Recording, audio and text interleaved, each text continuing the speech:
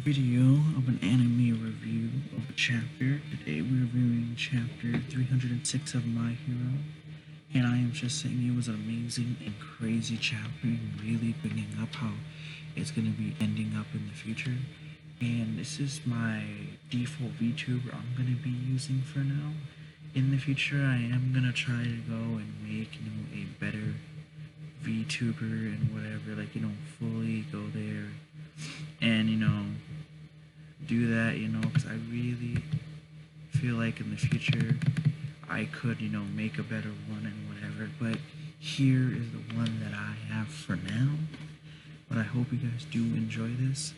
And so today we're talking about the chapter. So this chapter we end up getting more of, I'm going to talk about the Deku part, and then I will talk about the rest of the chapter. So first, the Deku part, we don't get the rest of the talking with the other two uses of One For All, but we do get him discharged, and we end up seeing that he leaves a note leaving for Uraka saying, that he's leaving, and, he's saying that he was the best of friend to him, and that, Shigaraki and One For All chasing him, and his powers gave him from All Might.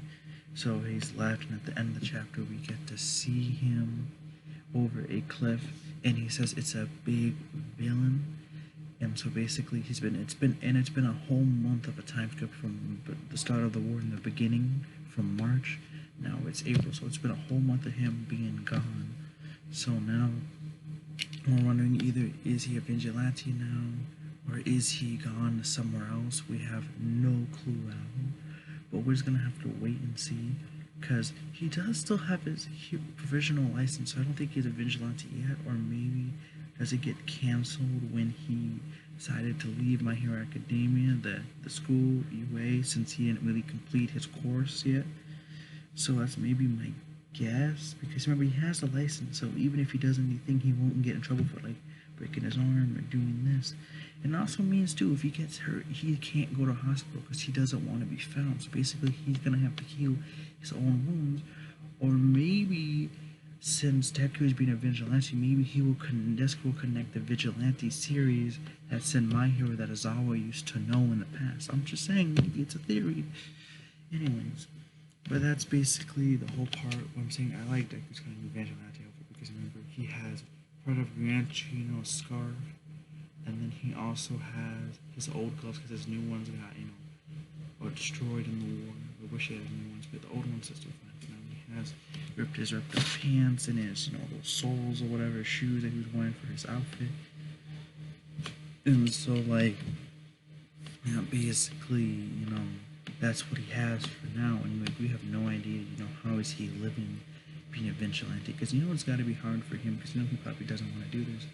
But it really shows that he's becoming like Nana, who leaves to become a hero and to protect everybody else because she wants to save everybody else. So Deku and them are kind of similar.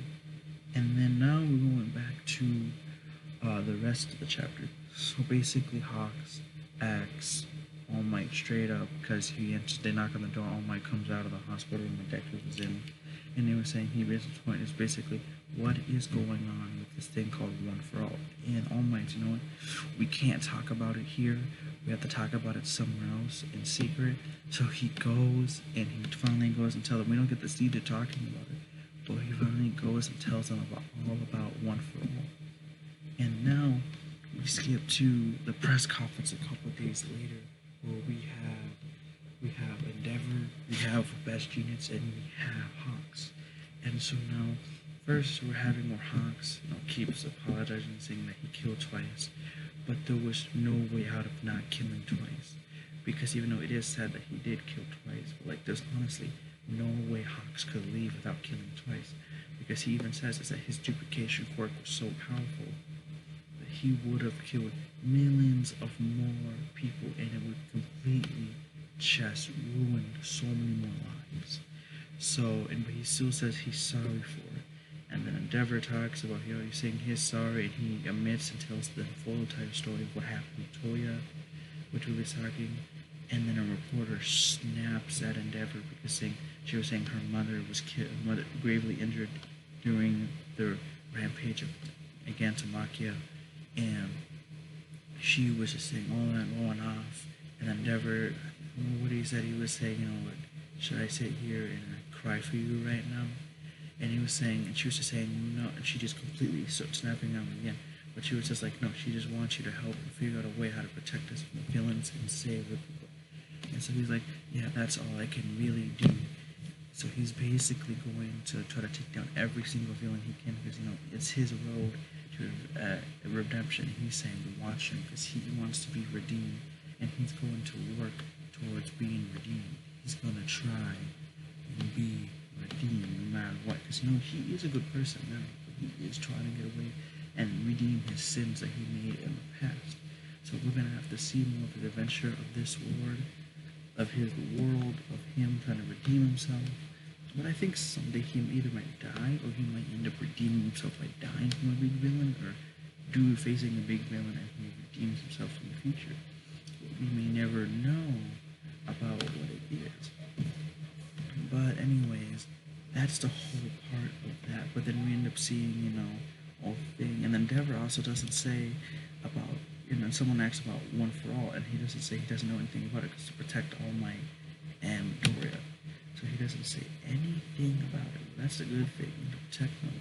And then we get panels, it's Lady, these basically saying these heroes are not giving up yet.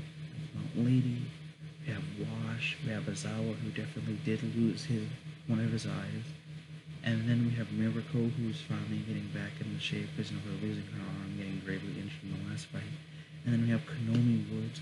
It's great to see him again, and we have all these characters, and I can't wait to see more of Miracle because even though she might be a little bit at a disadvantage because of how she got injured, but I'm really feeling like maybe she can become stronger. Maybe find out how to get a robotic arm or something, just so she can even fight. Not even a full power, but at least in the halfway of her full power, because she's still strong as heck even without that one. Because you can just tell Miracle is a boss. She is just built different, okay? But yeah, we'll see that part. And so now we have Toya or Adabi at the end saying, I did not break you enough. I guess I have to find another way. I'm probably saying it wrong, but whatever. But basically, we're gonna get more of his evil intent in the future, and maybe him doing more damage to Endeavor or his family or more people in the future. So we're just gonna have to wait and see. And I really enjoyed this chapter and how it completely kind of just, basically we're postponing to getting to the next arc. Like, we don't know if the next arc we're gonna have is gonna be something crazy. We're probably gonna get more crazy stuff, but we don't know if we're gonna a chapter that's just kind of be more information based and bringing up the next future of what's gonna happen, or we're gonna get straight into more action, or we're gonna have this next arc be something different, but more informational, and then we're gonna get into a time skip because I'm saying that it could be that, but I don't know. And one heavily part that I want to say, Inko is alive. There's a lot of theories that Gatamaki killed Inko during the war, but no, Inko was alive because there's a scene that is shown because they talk about that there's certain citizens to UA, people who live there, and the students that already work, who are in UA for being students, the parents and everyone already being moved in there. So Inko and Bakugo's mom is already in there. So I'm just saying, I forgot to say that earlier, but I'm just saying, they are safe, they are fine, and we don't have to worry. So they are good. Well, that's a really good thing because, I didn't really think it would help her story because, we do have Deku saying he wants to save Shigaraki, but he understands if he can. But we ends up killing Inko, then that's just gonna kind of kill what we kind of have right now. So I feel like that balance wouldn't really work on how we set up. So maybe we might have a death in the future, but I'm still kind of hoping that we get a time skip because it'd be kind of cool to see them get older. Because I'm feeling right now, Deku can't really take down Shigaraki. I feel like maybe if we get a year or two time skip and he gets stronger, then he could probably take him down because we have no idea what the other two users' quirks are, their second and third users, so we have no idea. But we're just gonna have to wait and find out the next couple of weeks of chapters, months, or how long it takes. Well, I hope you guys enjoyed this chapter review of manga chapter of My Hero Academia 306. I'm planning on doing more. I'm currently working on a Black Clover chapter 285 or 286. And then I am also working on Jujutsu Kaisen. I think it's chapter 142 or 43. Because I'm wanting to bring more Jujutsu Kaisen content. Because I really feel like Jujutsu Kaisen is like a big player. And I really love that series too. Just as Black Clover. Because the amazing golden series. So I'm hoping you guys can wait for more than that. And I hope to see you all in the next one.